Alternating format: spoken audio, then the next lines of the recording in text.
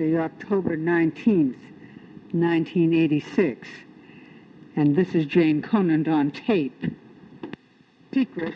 I have some memories to share with you and some secrets to tell. But if you think you're going to learn all my secrets, you are mistaken. What I'm going to reminisce about today will be the years from the middle 30s on to a period just before the Second World War, and some of my recollections of that time and some observations. The town has changed a lot since then. In many ways, it is hardly the same town. But let me go back and give you a little bit of my background, and perhaps you'll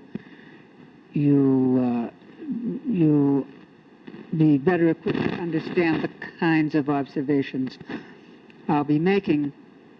In the first place, I'm not a native, although for the benefit of the new people, I sometimes pose as one because it makes them feel better. And I have been around for a while. I was actually born and brought up in Boston, and the house I live in on Main Street is one that was built by a great something grandfather Conant on my father's side, and he lived here year-round, but my grandfather did not, nor did my parents, Harry and Madeline Conant. They used it as a summer place, and in those days, the 20s, Mont Vernon was a well-known summer spot, I guess primarily for the elevation and the natural beauty that surrounds the town. The night I was born, July 8, 1927, my mother claimed was the hottest night of the summer, and she was probably right. There was, of course, no air conditioning in those days. I am the daughter of Harry W. Conant, a lawyer who practiced in Boston, and Madeline J. Conant, who was a trained classical singer. My father died in 1932, and my mother died in 1977.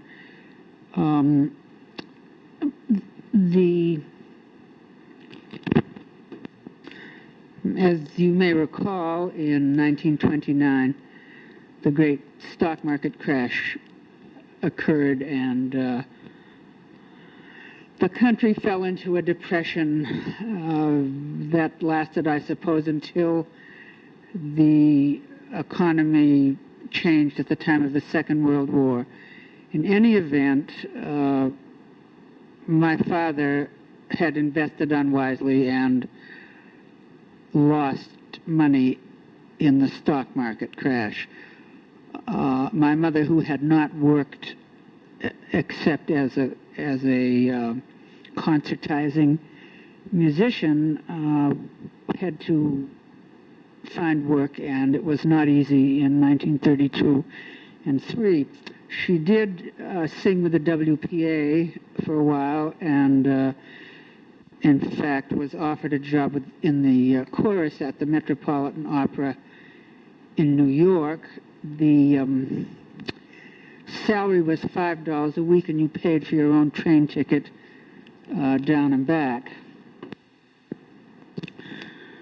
Incidentally, my mother's family name was Conant, so I suppose that she and my father were eighth cousins or something like that. They were both descended from the same Conant who settled in Salem, Massachusetts originally, and that made my mother and me something like ninth cousins, but we didn't let it bother us in particular.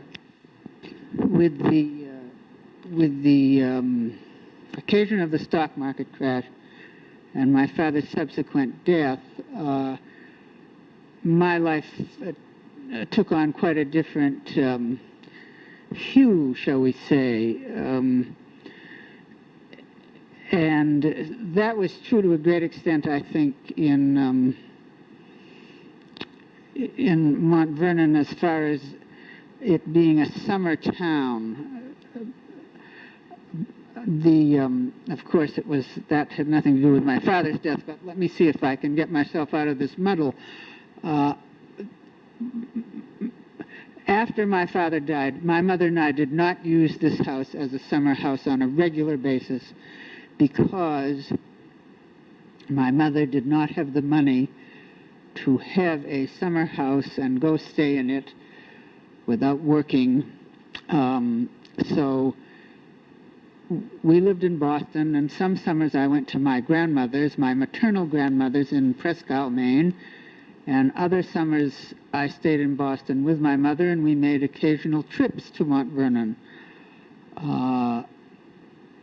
And it seems to me that once in a while we stayed here during the summer, and my mother drove into Boston to work every day. At least that's what it seems to me now. My earlier reference to Mont Vernon's declining summer population meant that not only had the Depression seized Mont Vernon as well as the rest of the country, but the automobile changed people's living habits in a really tremendous social way.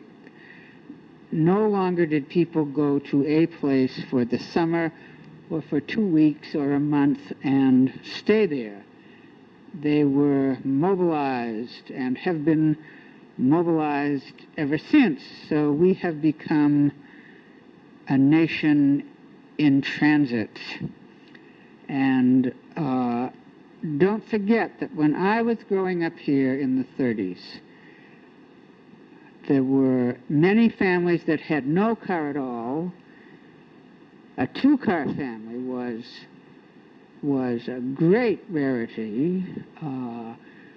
The Leonards, who lived across the street where Phoebe Flory now lives, did have 2 cars, one of which Mr. Leonard used to drive to work. The other was left at home for Mrs. Leonard's convenience, but it was such an unusual state of affairs that we spent quite a lot of time talking about it. There were still a number of people who drove horses here, and there were still at least 2 Model T Fords that I can remember. The Ingalls, who lived at the crossroad at the 4 corners of the big hill, had one, and Lonzo Wood had one. He lived, I think, where Florence Stronser lives now, and Giles Smith had a Model T truck, which was a thing of beauty. It was not, however, as wonderful a car as his Uncle Ferd's air-cooled Franklin, which was a sedan in perfect condition and something to be marveled at. I don't know what happened to Uncle Ferd's Franklin, but I suppose some collector bought it after Ferd died. Well, I'm wandering on here now, see if I can get back on the track. That sometimes is hard for me. Anyhow, here we are in the summer, say, of 1936 or 7 in Mont Vernon, and there are 3 or 4 kids to play with. As I mentioned earlier, Percy Leonard and his wife Mabel lived across the street. They had 2 children, Nancy and Dick. But More interesting than that was the fact that the Leonards had the first automatic dishwasher I ever saw in a home, and the reason they had it was that Mr. Leonard worked for the Public Service Company, which in those days sold appliances. And in fact, he sold appliances for the public service door to door. And he loved appliances himself, so in addition to the dishwasher, he had the first automatic washer I had ever seen in my entire life. We were still laboriously using an easy spin dry, which was one notch up from a washing machine with a wringer. At least the easy spin dry filled itself and emptied itself and pretended to spin the clothes dry in that cylindrical drying part. The Leonards also had a mangle for Mrs. Leonard to sit down and iron her sheets. And according to one of the neighbors, the Leonards had their lights on all the time because they didn't have to pay any light bill. Mr. Leonard worked for the public service. What did we do here in those golden summer days of our youth, you may ask? Well, we were perfect children, and unlike the children of today, who are, quite a lot less than perfect, but we had jobs mowing the library lawn. That was before there were gasoline-powered lawnmowers, just so you'll know it was really tough. And I think we may also have mowed the cemetery with a push hand mower. We played, I can remember playing G-Man in Mrs. Leonard's car in their barn.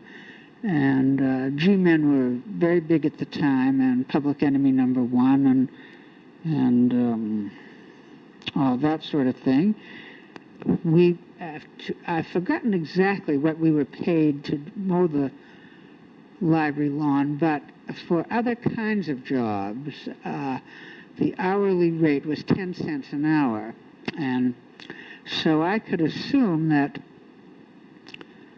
mowing the library lawn was something in that order of magnitude. We also played softball up and back of what is Phoebe Florey's little house now, the house that Will Woods built and lived in, and then a number of other people lived in it over the years. We played a form of softball called scrub, which meant that everybody took a turn playing every position. I suppose it's the country equivalent of sandlot baseball. In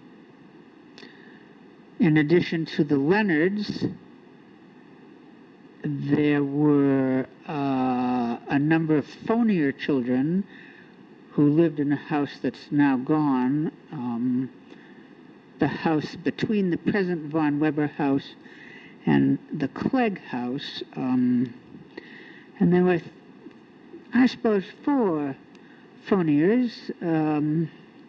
So that added in one fell swoop quite a group to the ball team. And then there were various floating people who played from time to time, and almost every night someone would holler scrub, and then someone would holler 1 and 2 and so forth, and away we'd go from right after supper until dark, I think. And As far as I know, no one went on to the majors.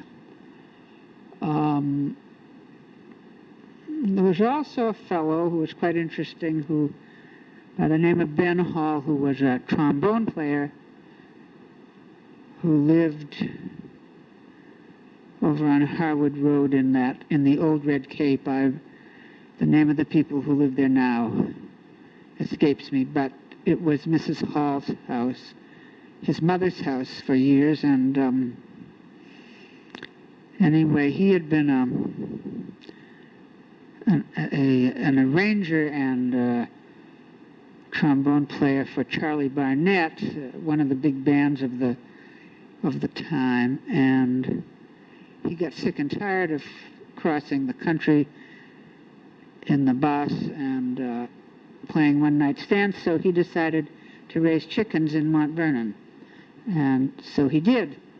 But he was always, his first love was music, and it was really through him that I learned a lot about jazz and popular music, and more about chickens than I ever cared to know. They are stupid. Ben often played scrub with us too, and was really great with the kids. There was no town swimming pool in those days either, so you see how I guess you'd say that's progress. And so when we went swimming, which was often every day, we were piled in the car and taken over to Scobie in Francestown. Scobie is sometimes called Haunted Pond, but we always called it Scobie, and at that time there was not the great buildup of cottages around the lake that there is now, with only a small entrance for the public. It was quite isolated, and there is quite a nice beach there, and the public really had the run of it.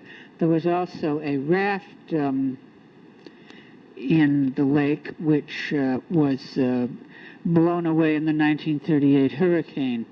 The same hurricane in which the horse on my garage, which was then on the barn, lost its two front legs. We went blueberrying. That was something that we all seemed to like, and I think as I look back on it all, how much more leisurely everybody was than now. The pace was very different. We all of the families I can remember living around here, including my mother and me, and that meant my mother driving up from Boston in the late afternoon, sat down to meals together. It was not a treat or Thanksgiving or Christmas. It was just something that we always did, and I think of it now as being something that went out with the dodo bird, I guess, because many families don't do that at all, although I think it is a very meritorious thing to do. When we weren't being wonderful and mowing lawns and minding our parents and taking care of things and being responsible, we learned to smoke. Smoking was of course considered an adult form of recreation, but we knew nothing about what was to be attributed to tobacco 30 years later, to do with cancer and so forth. We thought it would stunt our growth. And of course you can see what happened to me. I'm only a little over 5 feet tall.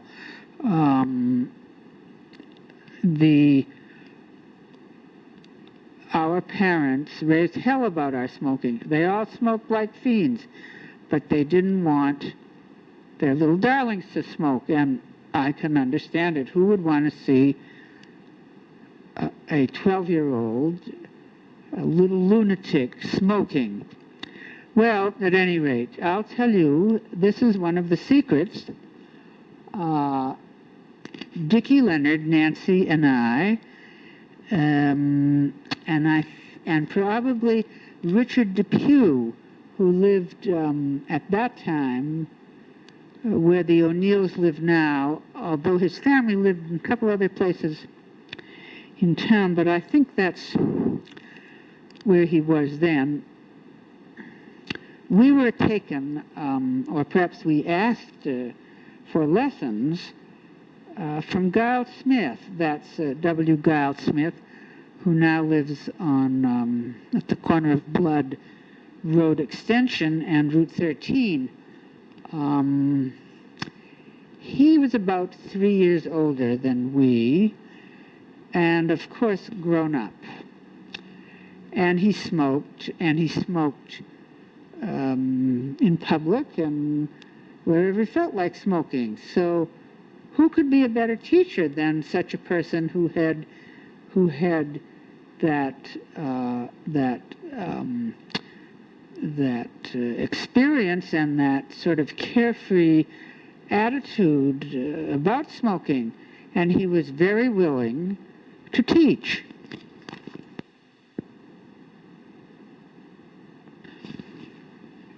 The brands of cigarettes we smoked, which cost 10 cents a pack, there were better ones for 15, but what did we know? The ones we chose were Marvell's, Wings, Sensations, Spuds.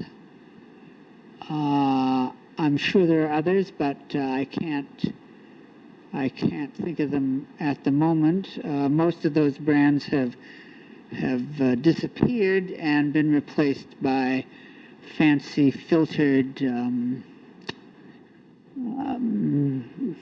milligram counting and all the rest of it. But these cigarettes, let me tell you, were unfiltered. They were short, and they were strong. And we trotted off to our smoking place, which was by the spring in back of what is Anderson's house now, where at the time I suppose Ray Silvernail lived. You have to realize that many of the houses here were unoccupied, and that the woods and that it was very easy to get into a place where you couldn't be seen very well and still be near the village. So at any rate, why we chose to go to that spring, I don't know, but we did. And so we all made a magic circle, and Guile taught us how to smoke, and it was a rotten experience, I must say, on my part, because learning to smoke has to be one of the most sickening things you can do to yourself, but I persevered, and so did Dickie Leonard and Dickie Depew and Nancy, and some of them threw up, and some of them went home and threw up, and we were all queasy and spinning, but after we did it enough, we got the hang of it, and pretty soon we could puff with the best of them. So I often think if we devoted such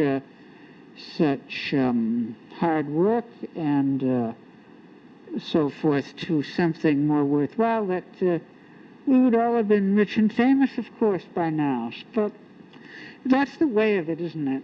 You never know at that age what, and often at another age, and even older age, you don't know. But anyhow, smoke we did, and always lying to our parents, who smelled this wonderful cigarette factory coming in from outdoors and said, "Were you smoking?" And we said no. Well,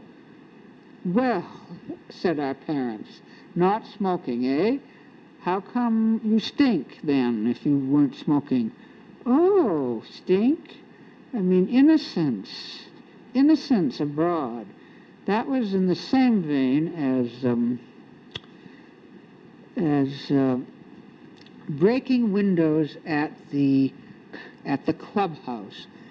Now, the clubhouse has been gone for years, but as you may know, there was a 9-hole golf course on the Grand Hill Road, both on the side where the Pomeroys now plant corn in the Carlton's field, and where the Pastana and Fowler houses are now.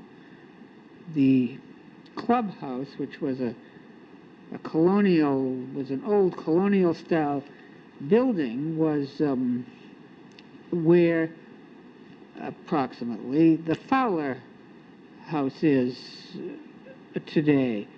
And with the Depression and all of that, it was abandoned and became a target for marauding children who hurled rocks through the windows. Well, I have to confess that at age 58 or whatever I am right now, I did hurl a rock through the window of the clubhouse, but to the best of my knowledge, I did it only once. But that was the time I got caught. Other people had done it many, many times and had not got caught. But somebody saw me and squealed. So up came the state trooper to see me. Could you believe it? Dressed in his uniform, which included puttees, and he was on a motorcycle. It was Jane Conant from Milford. I was very impressed to see this person arrive at the door, but I didn't realize he was coming after me. But he did, and I had to pay my share to fix all the broken windows in the clubhouse. The other people who were with me the day we all hurled a rock, Dickie Leonard and Dickie Depew, who I think was the squealer, they paid too. But it was a sad day, I thought, and unjust, because we paid for all the windows and we had not broken all the windows. That was an object lesson. I've never forgotten that life is not just. Other recreation included going to the movies, and for that we went to Milford, and it was not called Cinema 1 through 4 or anything cutesy or artsy. It was called the Latches, because it was owned by a fellow named Peter Latches, and it was where the Purple Rose or something or other restaurant is today, between the 5 and 10 and a video store, I think, as of this date. The movies we could go to on Saturday afternoon for 10 cents. And subsequently there was to be a war tax of 1 cent. I understand today people throw away pennies because they don't want to lug them around, but there was a 1 cent tax on movie tickets, making the total cost 11 cents, and that was for children.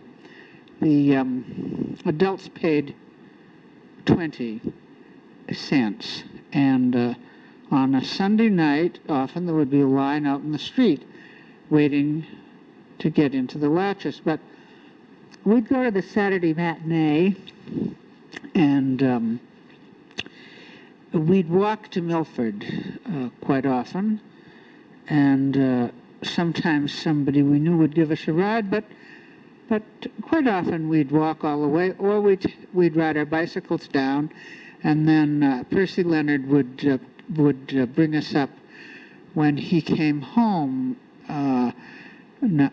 Now that means that Percy Leonard worked 6 full days a week, and then, in point of fact, he played the organ here in the Mont Vernon Church on Sunday, so he actually worked 7 days a week.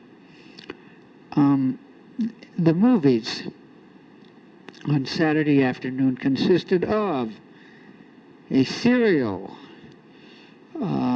The one I particularly remember is Flash Gordon, and it went on forever and had all kinds of special effects, which when I see reruns of it now on television, I realize were pretty bad, but we had nothing to compare with or to, so we thought it was pretty good, although even in those days I realized that Larry Buster Crabbe should have stuck to swimming. Then besides the serial, there would be probably a Fitzpatrick travelogue, those movies that ended in "As the sun sinks slowly in the west, we leave the island of Bula Bula," etc. Then there would often be the news. And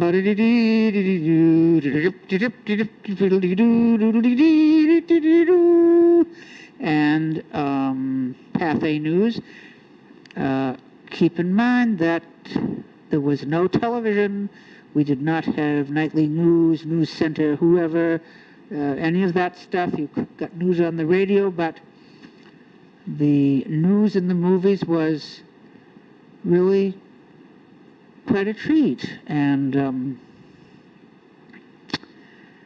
of course the news was slightly old, but we didn't really know that or care.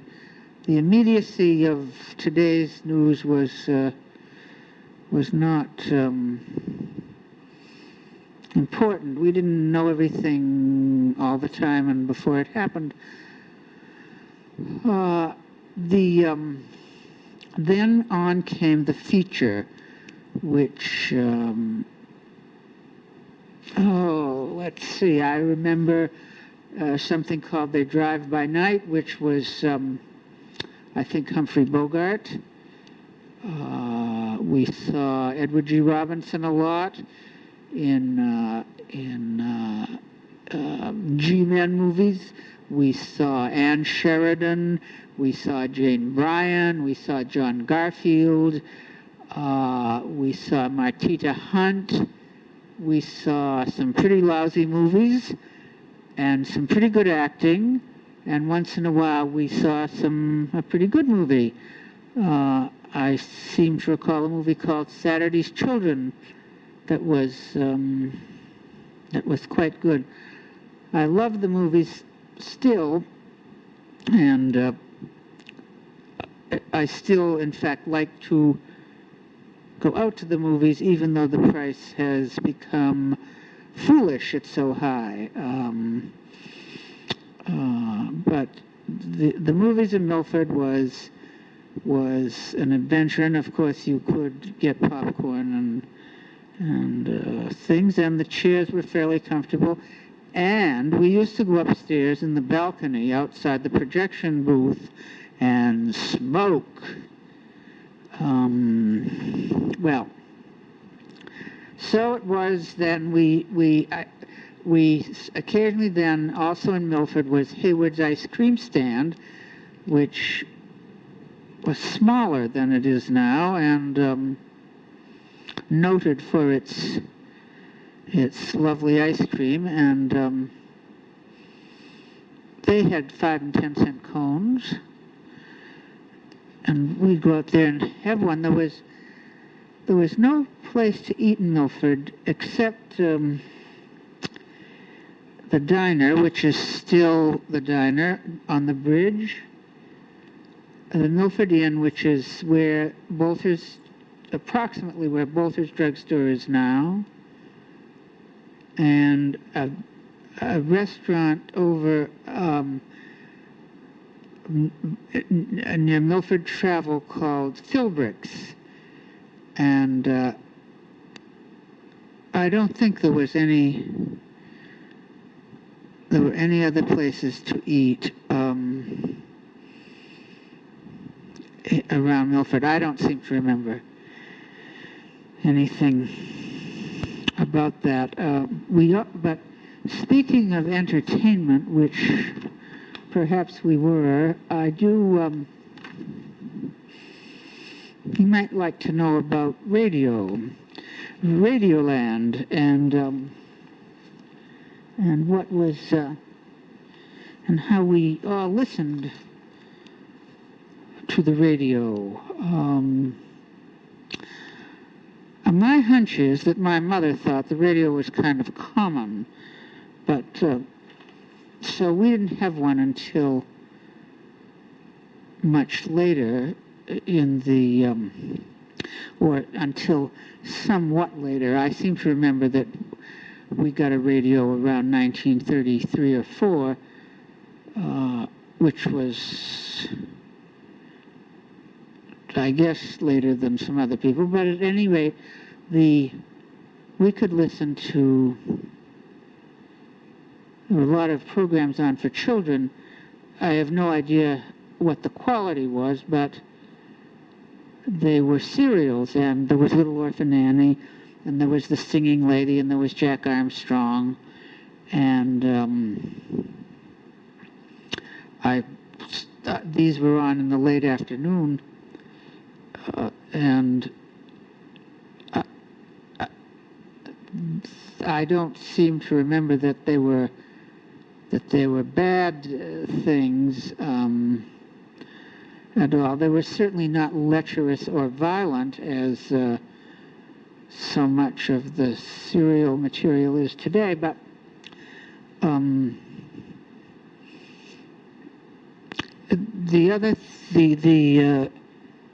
of course, radio was live then. All of these things were done in the studio by live people, and the Sunday night was a big night on radio. You could hear Manhattan Merry-Go-Round, and I don't even remember the names of the telephone hour, and on every night I think was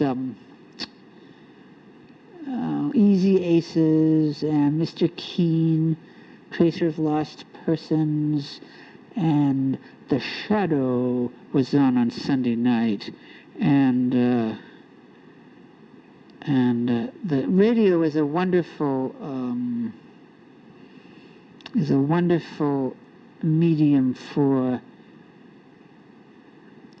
imagining things, and I suppose it's visual in that sense, but anyhow, people used to sit in the living room and look at the radio, and just the way they sit now and look at the telly. But it was the same sort of thing that now people have it on and it just kind of blares away and they don't always know what. It's mostly top 40 music, but this was much meatier stuff than that, and stuff that required listening. There was pop music on it, but a lot of that was, there were often remotes from dance halls and things like that, and then there were record shows like the 920 Club from Boston that had a live announcer, but had records all the time. He was a disc jockey.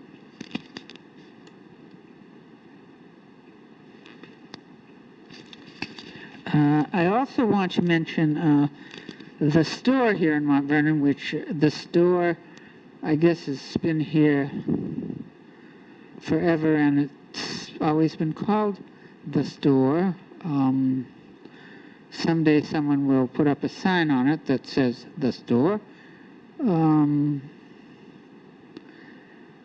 It's the center of our little community, and it was, I guess, even more in those days. Not that it had any more merchandise, because it didn't, but people were less mobile, so they used this store more. My allowance was 5 cents a day, unless I got some money for doing particular work or something, and for 5 cents you could buy a hoodsie, which was an ice cream in a little cup with a cover that had pictures of I think movie stars on it on the underside. You could also buy new grape drink for 5 cents, and new grape was fairly rare in the tonic case, and you could also buy 1 pound of sugar, from which you could make 150 gallons of Kool-Aid. My mother didn't approve of Kool-Aid because it was so sugary, but every once in a while she'd break down and we'd have cups of this vile green sweet drink. There was still a blacksmith in town then, George Coggin, and he lived in the house at the corner of Route 13 and Purgatory Road. The Francestown Turnpike used to come in right there, but the road was changed a few years ago. He had a blacksmith shop in his little barn, and I can still hear the rhythm of his hammer. It was an irregular rhythm that was always the same, and I can see the sparks fly from when he stirred the fire. It was a very dramatic occupation. He wore a big leather apron, and he was a very silent man, but he was perfectly willing to let the kids in town stand around and watch him either shoe a horse or do whatever he was doing. I guess sometimes he was making other things, and you'd hear him pounding away, and it is one of the memories of my early years here that is still very vivid. In front of his little barn was a gas pump which pumped a gallon at a time with a hand crank, and you pumped and pumped, and the gauge went up to the top of the tank, and then you waited while it fell back, and then you pumped another gallon. So it there was no such thing as automatic shut-off or any of that stuff. It was just to pump 5 gallons took a little time, and but I remember that very well too for some reason. And there was something about the way the gauge rose on the pump and dropped that was quite engrossing or something too. So all in all, George Coggins was quite a place to visit.